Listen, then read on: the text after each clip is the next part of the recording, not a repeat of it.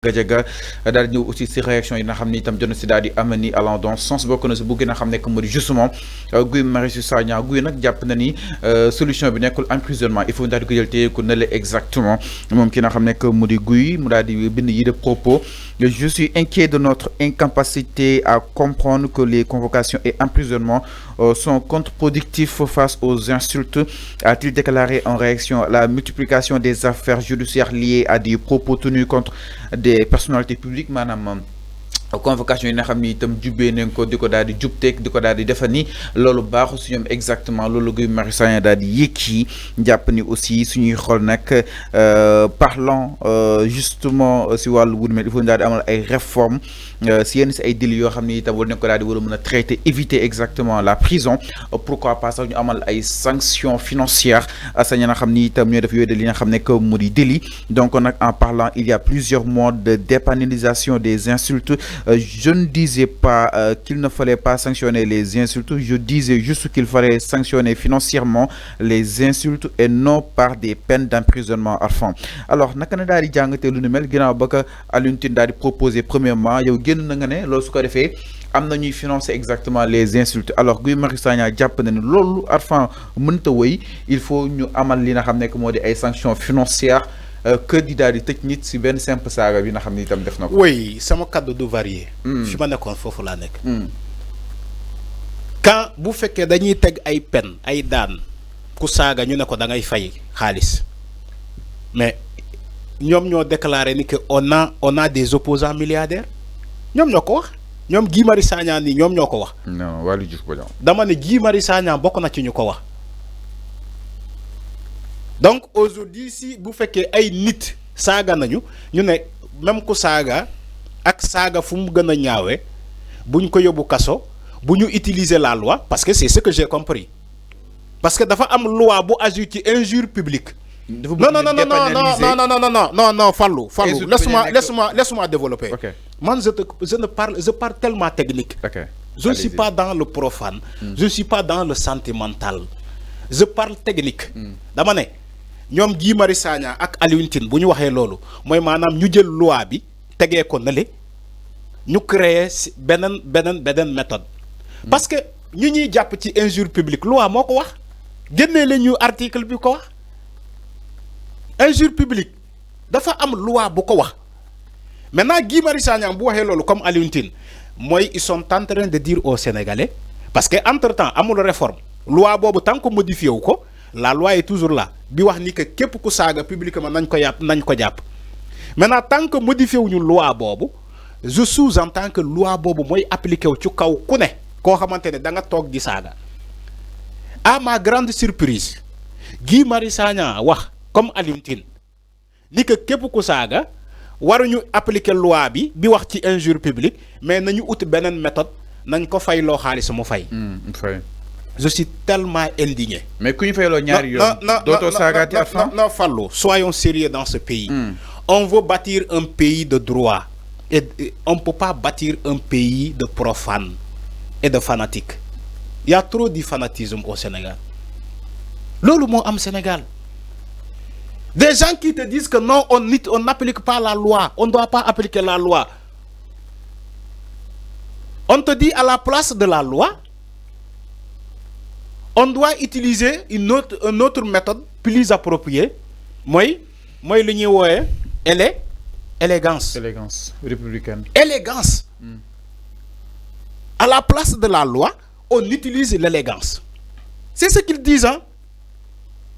Képp ku saaga gis nga ku saaga yow parce que saaga wuñu la du yow lañu saaga wala parce que saaga wuñu sa waajur moo tax nga ne non képp ku saaga no bu leen ko yóbbu kaso de jël leen fay leen ko xaalis mu fay parce que yow sa waajur saaguñu ko mais à la place de ku ñu saaga boo ko dindee nga teg sa waajur wala nga teg sa bopp yow tu n'auras jamais défendu cette idée-là. Tu auras laissé la loi, moi agir à la place de l'élégance. Je sais bien ce que je dis. Nous, au Sénégal, on est trop sentimental, fanatique, Marie Rendo. D'ailleurs, jaxase même les événements. Alors, Guy Sénégal, d'ailleurs, jaxase les événements. Alors, Alpha, Guy, pour le moment, il faut nous élever exactement le débat politique. et à recentrer les discussions sur les enjeux de développement parce que tant yi justice bi bëri na trop ay mouvements concrètement à fond est-ce que jàppoon ni à un moment donné convocation yi doon xaw a bëri jamono ji. non est-ce que c'est ce qu'il voulait dire convocation yi parce que yow Fallou yow da ngay yokk xar bi karaw. non damay laaj. Yo, tu n'interprètes, tu ne dis jamais. Yo, tu as un problème avec ça. Fallout, yo, do waxlo nit lu mu wax littéralement ces mots. Il faut rendre à cette personne ces mots. Je répète. Voilà, il faut lui rendre ces mots. Guy Marius Sagna appelle à élever le débat politique et à recentrer les discussions sur les enjeux de développement plutôt que sur des batailles d'invectives devant les tribunaux. C'est ça qu'il a dit. Oui, mais xama boy relever le plateau. Le plateau. Le débat. Le plateau du débat. Là, beaucoup relevé. Il faut commencer d'abord par l'Assemblée nationale. Exactement. Mais si, Guy Marius Sagna, moi, c'est un. Il faut relever ce plateau-là en commençant d'abord par l'Assemblée nationale. Là, moi, l'Assemblée nationale. Est-ce qu'ils ont relevé le plateau là-bas?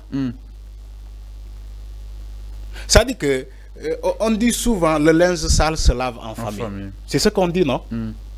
Il y a parfois, on te dit que vous devez prôner la cuisine interne. C'est ce qu'on te dit, non? Encore. C'est ce qu'on te dit, non? Mais quand tu fais partie d'une boîte qui gouverne, tu te démarques. Pour que Sénégalais ne non, Wadi il est constant. Mais il a toujours été ainsi. Non, mais il a toujours été ainsi. Mais il a toujours été constant. Fallou, laisse-moi. Il a toujours été constant. Laisse-moi développer. Guy moom loolu da nga ko koy nangul. May rek. Bu fekkee tu gouvernes dans une boîte. Yow tu te démarques à un moment donné de tirer sur tes camarades. C'est pas logique. Il tire sur ses camarades. Non, c'est pas logique. C'est pas logique. Tu as choisi d'être dans ce parti-là. Tu as choisi d'être militant ou bien d'aller dans cette bannière. Mais comment ce Guy Marius Sagna là aujourd'hui est en train de saboter littéralement le plan? Il sabote? Non, il sabote. À un moment donné, il sabote. Jamono bi c'est le leader dafa soxla soutien. Ousmane Sonko mo soxla soutien, c'est un soutien. C'est pas ce que Guy Marius Sagna est en train de dire là. Man bokuma Pastef, mais je dis la vérité. Ousmane Sonko la ñu visé di ko saaga chaque jour même ku ñu convoqué ni Badara Gadiaga dañu ne dafa saaga Ousmane Sonko du loolu la ñu wax. Mais pourquoi Guy Marius Sagna mu génn li di wax li mënu ko wax après mais jamono bii nii seen leader dafa soxla soutien kaay leen ngeen soutenir Ousmane Sonko képp ku bokk Pastef wala képp ku bokk ci coalition bi. Moment bii nii dañoo nekk ci bataille médiatique bu méttee. La journée d'hier, Fallou, ne serait-ce que la journée d'hier, tu as vu beaucoup de gens en train de débattre Badara Gadiaga, Andir Badara Gadiaga, Diapal Badara Gadiaga. Même la société civile même est impliquée dans la défense de Badara Gadiaga. Est-ce que tu vois comment dëkk bi nan lay doxee jamono bii nii? La société civile est même impliquée dans la défense de Badara Gadiaga. Même les autres ay Moundiaye et autres. Mais comment comme on le dit tout sauf Sonko, ñi nek ñom ñu def bloc ce lobby là, ce lobby. Je parlais de ce lobby là. Tout ce lobby là def bloc contre Sonko. Guy Marius Sagna bok ak Sonko au lieu de génn mom mu défendre Sonko. Dañu ne xam nga Fallou ñun duñu ay dof. On comprend bien, on a été à l'école. On a fait l'université comme tout le monde. Quand il y a des gens qui font un bloc, tout sauf Sonko, de tirer sur Sonko, on ne voit pas les membres de PASTEF de défendre Sonko. Ils sont obligés. Mais ils sont obligés. Mais Fallou, Macky Sall ak loko bagn Macky Sall. D'ailleurs ken bagnu ko. On est contre sa gouvernance. Mais Macky Sall ak noko bagn. Tu vois quand même ces ministres def ay sorties di ko défendre ci ay attaques. Da ngay gis ay ministres l'homme di wax ba four. Parce que il a nommé, il n'est pas quand même il a nommé des ministres politiques. Macky Sall ba bu ñëwee premier mandat il a essayé avec des ministres technocrates. Après par la suite Abdoulaye Wade ne ko li ngay def ni du dem fen ay ñoo nommé Abdoul Mbaye premier ministre nommé ay ministres technocrates mais Macky Sall ba mu demee ba Ablaye ne ko yow li ngay def nii man jéemoo naa ko man Ablaye demul fen mais mu def remaniement ministériel automatiquement mu dàkk ñoom Abdou Mbaye yëpp commencé andi ay ces personnes de confiance parce que xam na ni dans les régimes africains pour nga mën a gouverner en paix il faut amener des personnes dignes de confiance ñoo xamante ne politiquement parlant ils peuvent te défendre partout ils sont prêts à tout faire pour que yow nga am liberté mais on a l'impression que au sein de PASTEF il y a que Ousmane Sonko kese contre tout le monde. Alors Arfan ñu continuer. Alors su ma ñëwee. Guy Marius Sagna nga ma wax dama ne Guy Marius Sagna man xaaruma ci moom sorti bu mu def lii. dañu ne sa mbokk même bu tooñee da nga koy faral publiquement boo leen wéetee nga jàpp ko ci loxo nga ne ko mbër mu ne la waaw nga ne ko yow yaa tooñ. demal nga baalu ji. mais comment jamono bii nii Ousmane Sonko soxla ndimbal ci ñoom waa PASTEF pour ñu défendre ko waxuma ni que newul di défendre boppam parce que Ousmane Sonko moom quand même mu ngi défendre boppam. il sait comment régler ses affaires. mais moment bii laa léegi au lieu que ñoom waa Guy Marius Sagna ñu bokk ci PASTEF di génn di def bouclier je ne vois même pas Ngagne Demba Touré. ces personnes là gisuma leen. alors mi ngi noonu Alpha. au lieu que ñoom ñu génn def bouclier. di défendre Ousmane Sonko. Un Guy Marius Sagna se permet de nous dire oui les mouvements ci wàllum yoon ci kanam yoon bëri na nañu xool nan la ñuy sanctionner saagakat yi buñ leen yóbbu kaso nañ leen fay loo xaalis ñu fay comment Guy Marius Sagna peut faire aussi cette sortie. c'est ça mi ngi noonu Arfan leer na par rapport ak li nga xam ne moo di justement la sortie de Guy Marius Sagna on a beaucoup de choses justement à dire sur cette affaire les réactions bu si nekk dañ si daal di koy yaata si nu gën a yaatu alors ñu daal di ñëw Arfan sànq